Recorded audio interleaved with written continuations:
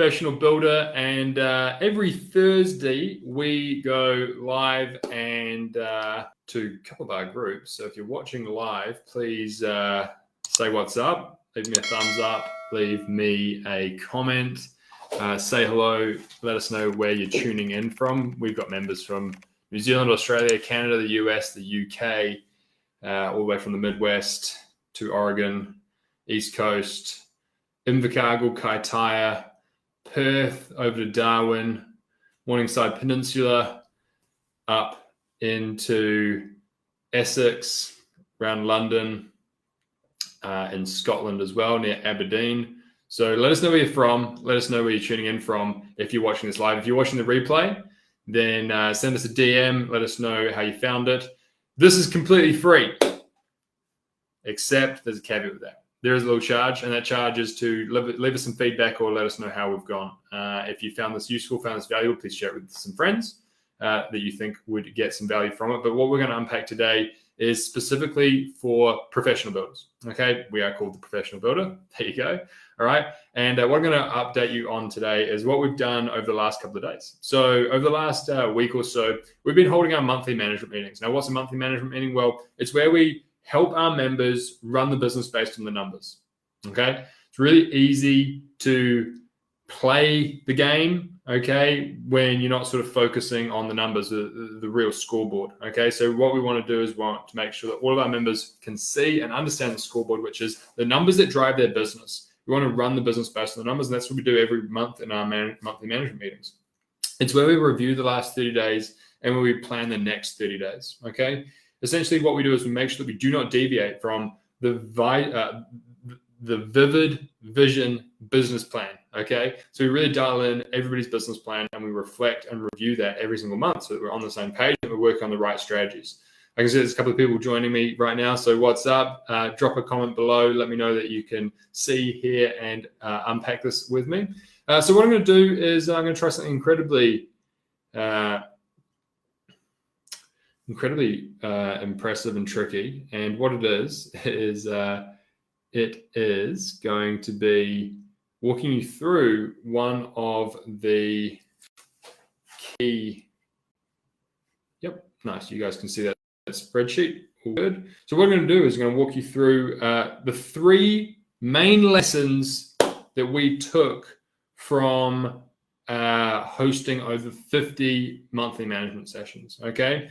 So the three main lessons was low margins don't grow your business. The other one is you got to know your numbers. And the third one was you got to market to attract the right talent. So what do I mean? Let me start with low margins don't grow your business. And what does that actually mean? Well, it means that we really need to be targeting a minimum margin of 20%. Now, how do we improve margin? We broke that down with a bunch of our members, but I want to just drive home this point by showing you quite clearly the impact that it has on your business. Okay, let's set some fairly standard targets here and we'll make them both exactly the same. Okay, a gross profit target of $900,000. Okay, now a gross profit target of $900,000, all right, can be divided in any way. In this example, I've put $500,000 as your desired profit. Okay, and expenses of $400,000. Now, at 15% margin, you would need to turn over $6 million to achieve your $900,000 gross profit. Okay. Or alternatively, at 20%, you would only need to turn over $4.5 million. Okay. So you'd have to turn over an extra $1.5 million for 5% lower margins. Okay. It is incredibly difficult to invest into growth, whether that be people, process, software, marketing, all right, if you are not having and operating on profitable margins. Now, a typical residential construction company should be operating between 20 to 25% gross profit, 8 to 12% expenses, and 10 to 15% net profit. Okay. So the biggest thing that we took from having our, one of the big three lessons that we took after reflecting after over 50 management meetings in the last week and a half is that low margins do not grow businesses. And Obviously, that is fairly straightforward. It is not necessarily groundbreaking, but I want to drive home that point for anybody watching at home, because it's often overlooked and often neglected, because very regularly people go, I just will take this job to keep my guys busy. I will just take this job to maintain the cash flow and the forward amount of work. Well, that almost leads me through to the second point, which is you've got to know your numbers and the importance and the impact that these numbers have on you. So for example, we often say to our members, we need to delegate to elevate. And what does that actually look like? What do we need to elevate to? Well, we need to elevate to working on high margin activities, activities that shift our margin and remove any margin dips, okay? So in this example here, this column here, okay, if we can improve your margin from 20 to 21%, just a 1% improvement in margin, instead of having to turn over $4.5 million, we would need to turn over $4.285 million, okay? So what's that? That is 5, 4, 3, 2, okay? We're basically looking at $235,000 difference for 1%. So 1% to you, 1% would make $235,000 difference, okay? Your time, I imagine that if we could buy you back 2 days a week, okay, or 12 hours a week on average, which is what the average for our members get, which means that not most, because it's an average, which means many do much better than average. Do you think that with 12 hours extra a week, you'd be able to improve your margin by 1%? I imagine you would. And 1% in this example is worth $235,000, okay, which is insane, okay? So when we say you need to delegate to elevate, we're talking about elevating up to working on high margin activities. Things are going to shift the needle. Now, the second part of knowing your numbers is knowing your cash flow figures. So what we have here is we have our break-even monthly cash flow and our profit monthly cash flow. So again, in this example here, to achieve $900,000 gross profit at 15% margin, you need to have monthly cash flow to break even of approximately $222,000. Right? If you wanted to hit that profit goal of having $500K net, then you would need to be invoicing out and collecting about $500,000 a month. And it's really important to know these numbers so that you're able to plan and forecast accordingly. Okay. Equally, if we improve the margin from 15 to 21, okay, the high tide and the low tide of what you need to collect for your monthly cash flow is going to come down. It's going to come down significantly. As you can see, all right, to make the same amount of gross profit, you either need to turn over 500 flat a month or you need to turn over 360 a month. There's a huge difference in how much you need to be invoicing and collecting and what your office team and your project managers will need to be making sure that they hit, right? So really different, and the difference really comes from our margin, the number one most important number in your business. So the final thing that we learned, having hosted monthly management meetings, and one of the main final insights that we can draw is that you need to market to attract the best people. When we are advertising, okay, so I'm actually going to come out of this now.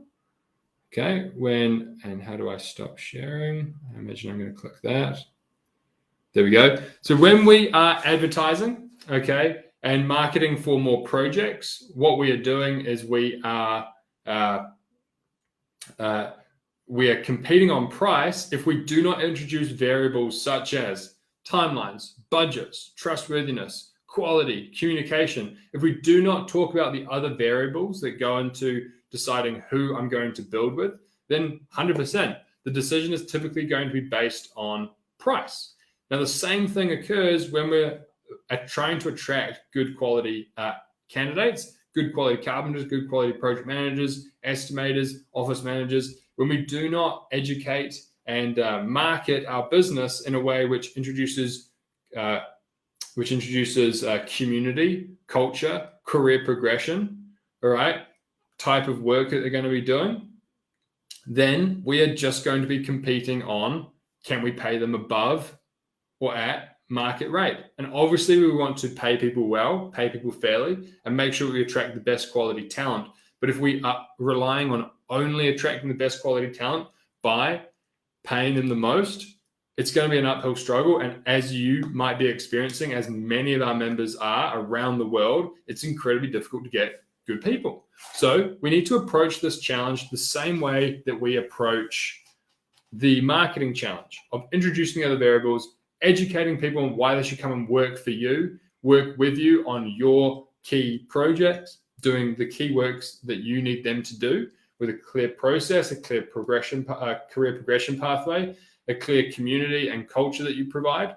Then you are no longer competing against absolutely everybody that has the same job description. You are now competing in a category of one, of why would they want to go and work elsewhere when they can come and work for you, the employer of choice, because you are positioned in a way that, just like marketing yourself for great projects and great clients, you're marketing yourself for great prospects and great talent. So those are the three key things that we mainly took away from all of our management meetings with some of our highest performing members. Let me recap them again. The best performing members know that low margins do not grow. They actively work to improve their margin and their profitability. They aim for between 20 to 25% on large residential projects. They aim to keep their expense ratio and the net profit ratio between 8 to 12% and 10 to 15%. The second thing they do is they know those numbers like the back of their hand. They not only know the impact that 1% margin can have on their expected turnover and their bottom line, but they also know, and therefore the importance of that, and when knowing what to delegate, what to elevate away from, and what to have their team take care of. And then but they also know their cash flow requirements, what we need to hit every single month, what is our break even, and what is our high tide or our profit cash flow requirement every single month. They can then line that up with who they need to hire next, when they're going to be able to afford that. If they can have some slower months and some up months, they know what their average cash flow needs to be. And the third thing that we learned from having our management sessions this month is that the best members that attract the best quality talent are in the best position to grow, okay? Market themselves in a way that allows them to attract good quality talent. They don't just talk about what they're going to pay people. They don't just talk about the price, right? Just like marketing for projects. They let people know about the career progression pathway, about the community, about the culture, about the projects, about the forward work, about the systems and processes they have for them, about the other benefits and the benefits to them of why they can partner and collaborate rather than negotiate on exactly the amount of money that they should be making because this person's buying them off against this person. We want to establish you as a category of one, employer who is the employer of choice for your area. So these were the three main lessons, the three main takeaways. Like I said, if you're watching this live, leave us a comment. If you're watching this replayed, then please let us know how we did. This is a free show. We don't have advertising. This is just a way for us to get our lessons and our learnings out to the world from the professional builder. Okay. But we do ask that you pay the fee, and the fee is to just give us some feedback. Let us know how we're doing and let us know how we can improve, or share this with somebody that you think would benefit from improving from these insights and from improving their business. So here's to your success. Take care. We'll see you next time. And over and out from Owen here at the Professional Builder. Take care, guys.